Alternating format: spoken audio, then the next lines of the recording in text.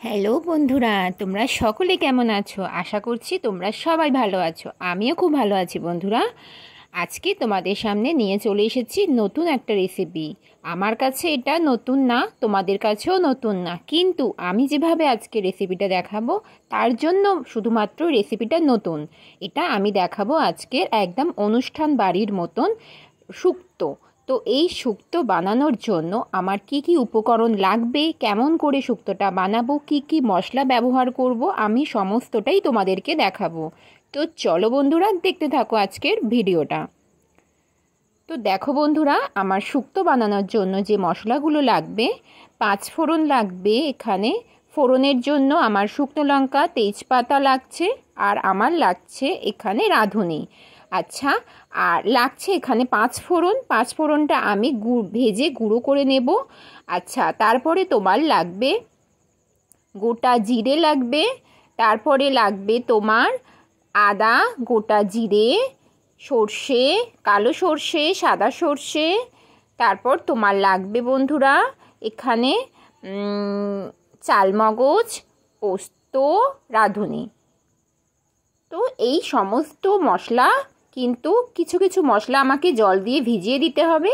যেমন সর্ষে, দুটো রকমের সর্ষে আমাকে জল দিয়ে ভিজিয়ে দেব, আর পোস্ত, চালমগজ, রাঁধুনি এটাও কিন্তু আমি জল দিয়ে একটু ভিজিয়ে দেব। এইগুলো আমার বাটতে হবে। আর আজকের আমি এই বাটাটা একেবারে কিন্তু তোমাদেরকে শিলে বাটা করে দেখাবো। আজকের কোনো রকম মিক্সার গ্রাইন্ডারে আমি পেস্ট করব না। তো দেখতে থাকো। আর এখানে আমার লাগবে বড়ি।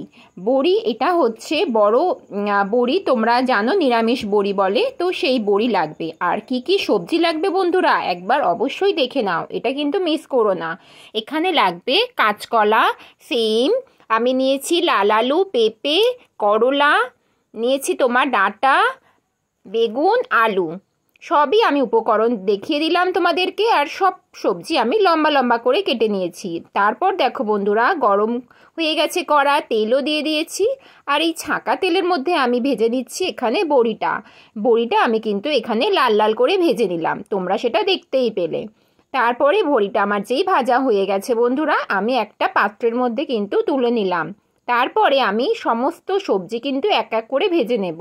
প্রথমেই আমি আলুটা ভালো করে ভেজে নিচ্ছি। আর এখানে আলুটা কিন্তু বেশ ভালো করেই ভাজতে হবে, কারণ আমি যখন সবজিটার জল দেব, কষবো, তখন তো অল্প কিছুটা পরিমাণ জল দেব। তো তার জন্য আমাকে কিন্তু আলুটা ভালো করে ভেজে নিতে হবে। সব সবজি মানে ভালো করে সেদ্ধ হলেও কিন্তু আলুটা সেদ্ধ হতে দেরি হয়, তাই আলুটা ভালো করে ভেজে নেব। আর ওইদিকে একটা ছোট কড়াইয়ের মধ্যে আমার লাগবে, আমি দুটো মশলা ভেজে নেব, সেটা হচ্ছে কসুরি মেথি। কসুরি মেথি কিন্তু রান্নার টেস্ট দারুণ আনে। তো কসুরি মেথি একটু গরম করে ভেজে নিয়ে তারপর ওটা হাত দিয়ে পেস্ট করে নিচ্ছি, দেখতেই পাচ্ছ তোমরা, একদম গুঁড়ো করে পেস্ট করে নিলাম। আর ওইদিকে ভাজছি আমি 5 ফোড়ন। 5 ফোড়নটা আমি ভালো করে ভাজা করে নিচ্ছি, ওটাও কিন্তু আমি গুঁড়ো করে নেব। আর আজকের আমি কোনো কিছুই মিক্সার গ্রাইন্ডারে কিন্তু গুঁড়ো করব না, আজকে সমস্ত যা দেখাবো তোমাদের সমস্ত কিন্তু শিলে বেটে আমি তোমাদেরকে দেখাবো। তো দেখতেই পেলে আমি 5 ফোড়নটাও ভালো করে ভাজা করে নিয়েছি এবং একটা জায়গার মধ্যে কিন্তু আমি ঢেলে নিচ্ছি। এটা আমি পরে গুঁড়ো করে তোমাদেরকে দেখাবো।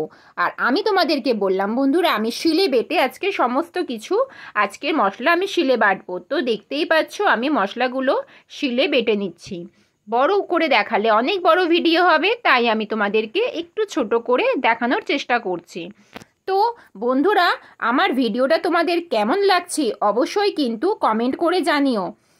আমার ভিডিওটা ভালো লাগলে অবশ্যই কিন্তু লাইক কমেন্ট করো, আর অবশ্যই পরিবার বন্ধু বান্ধব মধ্যে কিন্তু অবশ্যই শেয়ার করে দিও বন্ধুরা।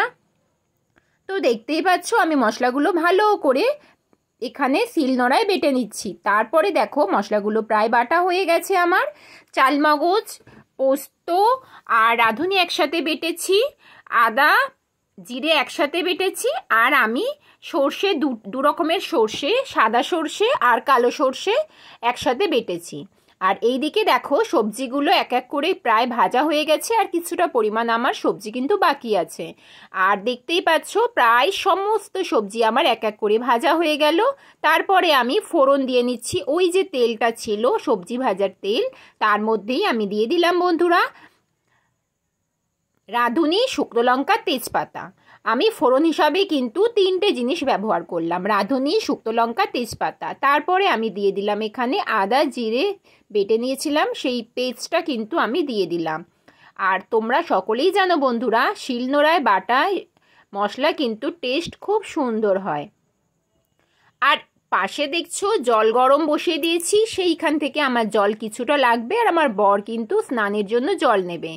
তারপরে দেখো চালমগজ পোস্ত বাটা যেটা করেছিলাম সেটাও কিন্তু ভালো করে দিয়ে এইভাবে কিছুক্ষণ একটু নাড়াচাড়া করে নিচ্ছি। আর 2টো কাঁচা লঙ্কা আমি একটু চিড়ে চিড়ে দিয়ে দেবো এইভাবে। তো ঝাল কিন্তু আমি খুব একটা বেশি ব্যবহার করিনি, তোমরা দেখতেই পেলে প্রথম থেকে শেষ পর্যন্ত তোমাদের সবটা দেখানোর আমি চেষ্টা করছি। আর বন্ধুরা অবশ্যই কিন্তু আমার এই রেসিপিটা কেমন লাগলো কমেন্ট বক্সে কিন্তু কমেন্ট করো, অবশ্যই তোমাদের কমেন্টের অপেক্ষায় থাকবো আমি। তারপরে দেখো পরিমাণ মতো একটু নুনও দিয়ে দিলাম, আর একটু মশলার মধ্যে জল দিয়ে দিলাম, কারণ মশলাটা যাতে নিচে ধরে না যায় আমি একটু এখানে জল ব্যবহার করলাম। তারপরে ভালো করে মশলাটা এইভাবে একটু কষিয়ে নিচ্ছি। তোমরা তো ভালো করেই জানো বন্ধুরা যে শুক্তোর মধ্যে কখনোই কিন্তু হলুদ ব্যবহার হয় না, তো তোমরা দেখতেই পেলে আমি কিন্তু হলুদ ব্যবহার করলাম না। আর দেখো বন্ধুরা, শুক্তো করতে গেলে কিন্তু দুধ লাগে, তো দুধের জন্য আমি আজকের এখানে একটু গুঁড়ো দুধ ব্যবহার করে নেব। আমি এখানে লিকুইড দুধ কিন্তু ব্যবহার করছি না। গুঁড়ো দুধ ব্যবহার করলে কি হয়, বেশ থকথকে হয়, খুব সুন্দর হয়, গাঢ় হয়, আর খেতে খুব সুন্দর হয়। তাই জন্য আজকের আমি এখানে ব্যবহার করে নেব একদম আমলিয়ার, যে আমি চা করি বাড়িতে সেই চায়ের জন্য যে গুঁড়ো দুধ ব্যবহার করি, সেই দুধটা আমি ভালো করে একটা কাপের মধ্যে কিন্তু ভালো করে ফাটিয়ে নিয়েছি। আর এইদিকে সমস্ত সবজিগুলো আমি এক এক করে দিয়ে নিলাম। শুধুমাত্র কি দিলাম না তোমরা সেটা দেখতেই পেলে, আমি এখানে শুধুমাত্র করলাটা কিন্তু দিইনি, করলা বাদে আমি সব সবজি কিন্তু এখানে দিয়ে নিচ্ছি এবং নাড়াচাড়া ভালো করে নাড়াচাড়া করছি, একটু ভালো করে নাড়াচাড়া করছি। তারপরে এখানে আমি একটু সামান্য ধনে গুঁড়ো ব্যবহার করলাম, ধনে গুঁড়ো দিয়ে আমি আবার একটু ভালো করে এইভাবে কিছুক্ষণ কষিয়ে নিচ্ছি, কারণ একটা মশলার গন্ধের আমি অপেক্ষা করছি। সেই গন্ধটা যখনই একটুখানি ছাড়বে তখনই কিন্তু আমি অপেক্ষা করছি সেটা পর্যন্ত। এই যে তোমাদের পোস্ত বাটাটা দেখালাম আমি কিন্তু এখন দেব না, আর যে করলা ভাজাটা দেখালাম সেটাও কিন্তু এখন দেব না।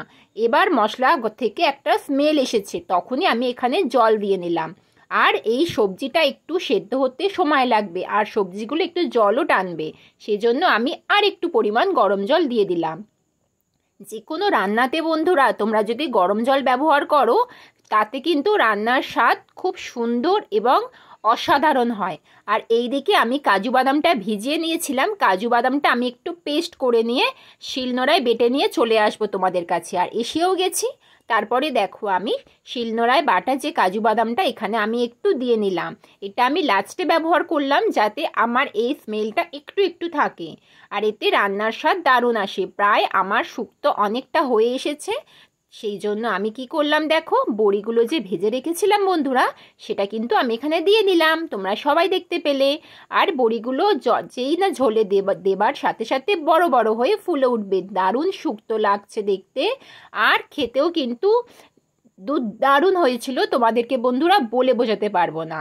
আর আমি যে সর্ষেটা বেটে রেখেছিলাম সেটা আমি একটা ছাঁকনির সাহায্যে কিন্তু ভালো করে এখানে দেখো ধুয়ে জলটা দিলাম, সর্ষের যে খোলাগুলো কিন্তু আমি এখানে ব্যবহার করলাম না। আর এটা আমার একদম নামানোর কিছু আগে দিলাম, কারণ সর্ষে দিয়ে তুমি যদি নাড়াচাড়া করো কষো তাতে কিন্তু মানে যে সবজিটা তুমি রান্না করবে সেটা কিন্তু তেতো হয়ে যাবে, মাথায় রাখবে অবশ্যই। আর সেই জন্য দেখো আমি কিন্তু বেশিক্ষণ সময় নষ্ট করলাম না। তারপরে করলা দিলাম এবং ভালো করে নাড়াচাড়া করে নিলাম, আর তারপরে যে দুধটা আমি গুলিয়ে নিয়েছিলাম সেটা এখানে দিয়ে নিলাম। দুধটা তুমি যদি অনেক আগে দিয়ে দাও বন্ধুরা তাহলে কিন্তু দুধটা কেটে যাবে এবং ছানা ছানা ভাব এসে যাবে, সেই জন্য একদম নামানোর 5 সেকেন্ড আগে 5-10 মিনিট আগে আমি দিয়ে নিলাম। তারপরে আমি কেশরি মেথি এবং যে পাঁচফোড়নটা আমি গুঁড়ো করে নিয়েছিলাম সেটা দিয়ে নিলাম এবং চিনিটা দিয়ে নিলাম। তোমরা দেখতে পাচ্ছ শুক্তো কিন্তু খেতে একটু মিষ্টি মিষ্টি হয়, তার জন্য আমি কিন্তু চিনি দিয়ে দিলাম আগে, তারপরে পাঁচফোড়ন গুঁড়োটা কিন্তু ভালো করে ছড়িয়ে দিলাম। আর দেখতে অসাধারণ লাগছে বন্ধুরা, একদম অনুষ্ঠান বাড়ির মতন শুক্তো।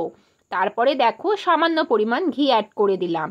তো দেখতেই পাচ্ছ বন্ধুরা, আমার শুক্তো অনুষ্ঠান বাড়ির মতন একদম শুক্তো রেডি হয়ে গেছে। তো কার কার খেতে ইচ্ছা করছে বন্ধুরা অবশ্যই কমেন্ট করে জানিও। আমার এই ভিডিওটা ভালো লাগলে লাইক কমেন্ট শেয়ার করে দিও। কিন্তু একটা পাত্রের মধ্যে ঢেলে নিয়েছি, আর দেখো কি সুন্দর দেখতে লাগছে, একদম কাজবাড়ির মতো আমি শুক্তো রান্না করে ফেলেছি। দারুণ দারুণ খেতে হয়েছিল, টেস্টি হয়েছিল, একদম নুন ঝাল মিষ্টি একদম অসাধারণ হয়েছিল বন্ধুরা। তো আমার ভিডিওটা তোমাদের কেমন লাগলো অবশ্যই কমেন্ট করে জানিও, লাইক কমেন্ট শেয়ার করো। অবশ্যই আমার চ্যানেলে যারা নতুন আছো চ্যানেলটাকে সাবস্ক্রাইব করে পাশে থেকো বন্ধুরা। চলো তোমাদের সাথে দেখা হবে আবার নেক্সট কোনো ভিডিওতে। আজকের মতো টাটা বাই।